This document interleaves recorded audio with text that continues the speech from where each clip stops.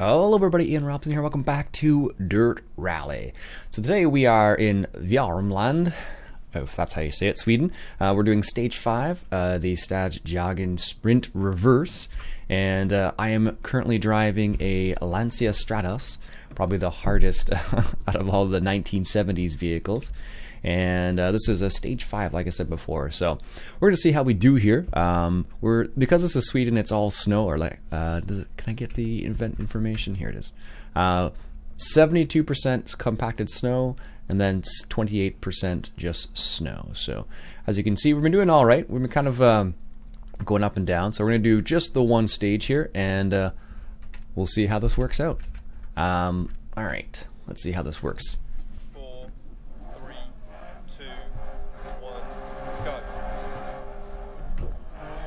And it helps when you take your car out of when you take it out of the parking brake there.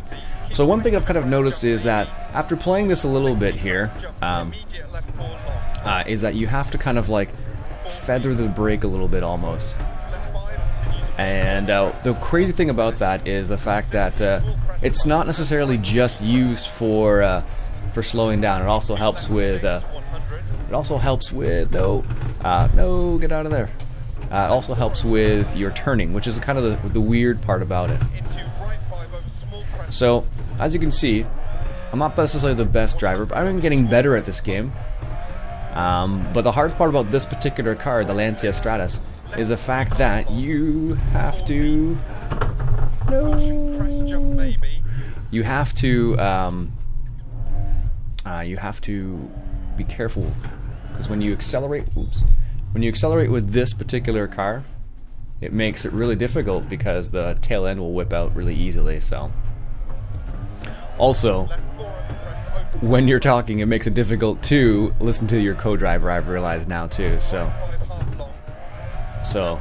we're trying to get in the top 3. Okay, square left. The hard part is to get into 3rd place. So this car, like I said, the tail end will whip out really easily, if you're not careful at least. So, and you really have to be gentle with it. When you get used to driving some of the 4-wheel drive vehicles, the difference between those vehicles and this vehicle is just ridiculous. Like, you don't realize how much of a difference it makes when you have 4-wheel drive and you're going in the snow, for example, or in the rain. And it makes a huge difference because especially on these courses in Sweden here, if you have a 4-wheel drive vehicle, it's so much easier to move around because your tail end won't whip out nearly as much. Whoa. Left 3, get out of the... There we go. Alright, let's make around this turn here too. So the hard part with this is actually talking and racing is difficult because you have to try and concentrate on what you want to say, as well as try not to make too many mistakes. Now, I'm no expert in this game, like I've said before, but I definitely am enjoying this game, and it is a pretty fantastic game for racing, at least. Dirt rally specifically, or dirt racing, I should say, or say rally racing. Right 3. So, I actually discovered that after playing this game a little bit, I actually prefer late calls because it'll tell me what's coming up right away, basically. So, the only downfall for that is every kind of turn is fine with late calls, except hairpins. I've discovered, because if you're going like fast into like one particular turn and careful. And if you hit a hairpin with this car and you don't have time to slow down, it is really deadly because you just run into the wall basically. So that's what I've discovered, at least. So also the interesting thing about this is that it's not, like I said before in the previous video I made about Dirt Rally, it's not necessarily about going fast in this game. It's about not making mistakes. And the fewer mistakes you make, the faster you are in the end. And if you can avoid hitting the side or anything like that, you get much better over time.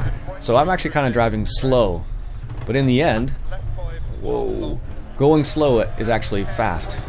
which is a strange, bizarre thing. Like if you compare that to Project Cars, for example, and Project Cars is all about going fast all the time, whereas this game it's more about kind of like, I don't know, what if I call it one? I want to say it's finesse, but it feels that way a little bit more because it's not necessarily about it's not necessarily about, you know, trying to make it as fast around the corners as possible, because sometimes the faster you try to get around the turns, the more mistakes you're going to make. So I feel like I'm driving really slow right now, and it probably is in reality. Oh, left 6, right 5. But you kind of get used to driving. But driving this Lancia Stratos, which is apparently like one of the hardest to drive in the 70s vehicles, versus like, yeah, see, I put my foot down too much there. Comparison to some of the other vehicles, this one's apparently the most difficult. Left 5. So you just have to be like, oh, that's the finish right there. Whoa. Okay, well, we still finished, but we definitely took out that last little thing there. Hey, there you go. Not too bad. So there you go. That's how it looks like. I got 6th, which isn't too bad with the Lancia Stratos. Of course, you have to get in the top. You have to kind of consistently be in the top 5 for this, because what will happen is you have to, like, in order to progress to the next stage, you have to be in the top 3 at the end of the end. So if I go with the standings, so this is the standings you want to be in. So I didn't change any places, so I'm still in the 5th place, which isn't terrible. But the people in 4th and 3rd are like a minute and a half faster than me, so that's a bit of a problem for me. So, anyways, that's it for today's video. Hope you enjoyed that stage, I guess it was stage 5 of Sweden. My name's Ian Robson. If you like what you saw, why don't you go ahead and hit that subscribe button for some more Dirt Rally. Catch you guys later.